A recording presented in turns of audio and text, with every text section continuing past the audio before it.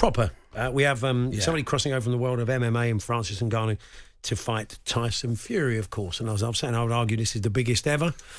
Mayweather-McGregor was one thing, but Floyd was not as active. No, of course he's not as Tyson is.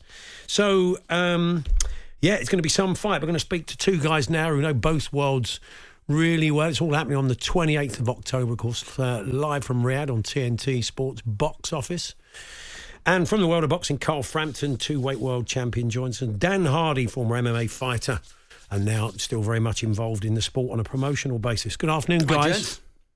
Good afternoon, guys. Carl, how would you have felt about going in with an MMA fighter? Had the offer come up and you couldn't get the fight you wanted boxing-wise? Well, if it was in a boxing ring and you were getting $30 million for it, then I'd be more than happy, if I'm being honest. So obviously I understand that people are criticising. I understand why they're criticising Tyson for taking the fight and stuff, but I mean, it's when someone says $30 million to fight a debutant, how do you say no? No, it is tough. Yeah. Dan, I see Mike Tyson's been doing a bit of work with Ngannou. And he would talk him up because he's been working with him. But he fancies his chances. He thinks he's got one hell of a punch on him.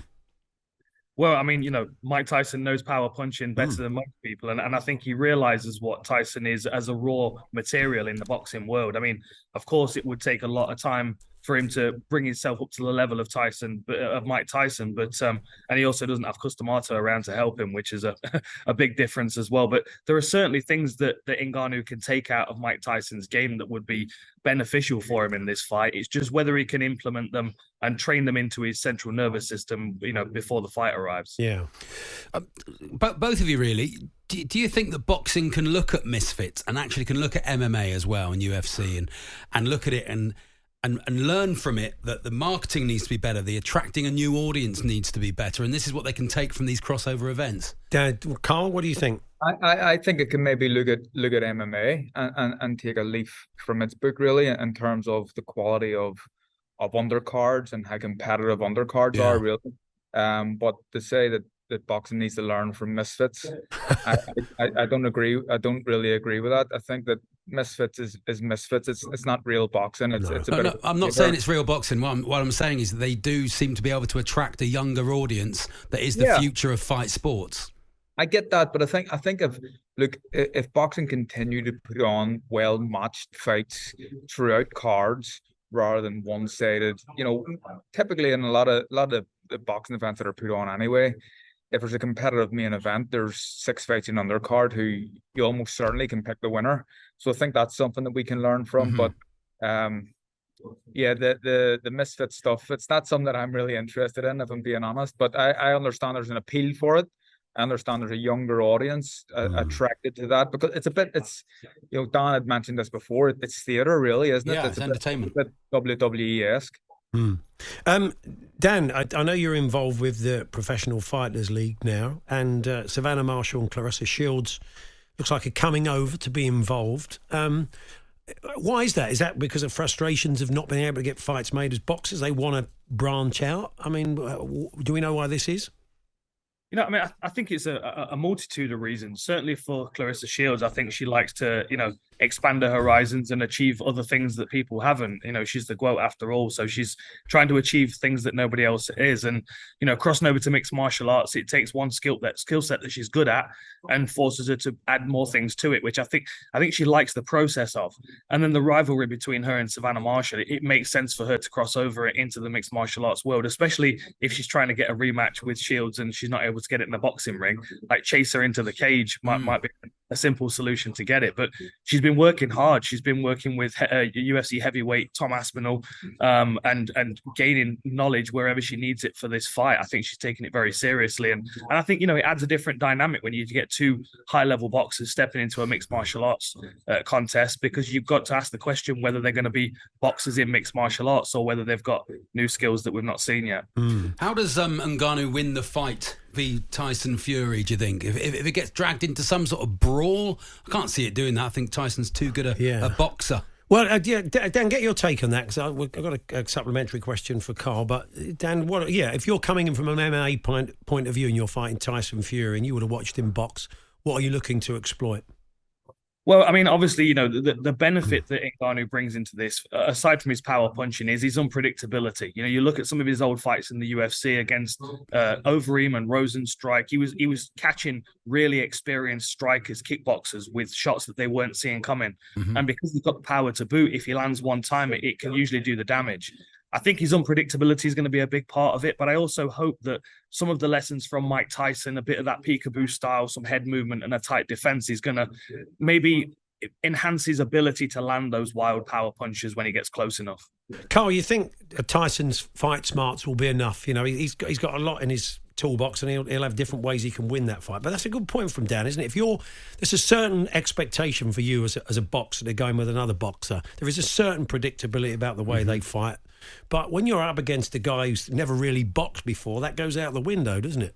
Yeah, it does. Look, if you ask any boxer what it's like to spar a kind of an experienced boxer to what it's like to spar a novice, it's actually pretty difficult, because it's everything from unorthodox angles. It's kind of you're not taught to defend against punches that are coming from someone's boots or with kind of like a fast bowler in cricket that's throwing them over the top or whatever. So in that sense, it's really, really unorthodox, and that I think that gives Francis a bit more of a chance than people think. Look, I'm not ruling him out completely, because he's a big athletic specimen.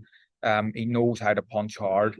And saying that, Tyson's a massive, massive favourite, and if there's any chance at all for Francis to win, it's very small. But I mean, he does have a chance, and a lot of it's down to how unorthodox he is. Yeah. Would it be a real feather in the cap of MMA, you think, Dan, if he does pull it off? I mean, not just for him, but for the sport in general. What would it tell us?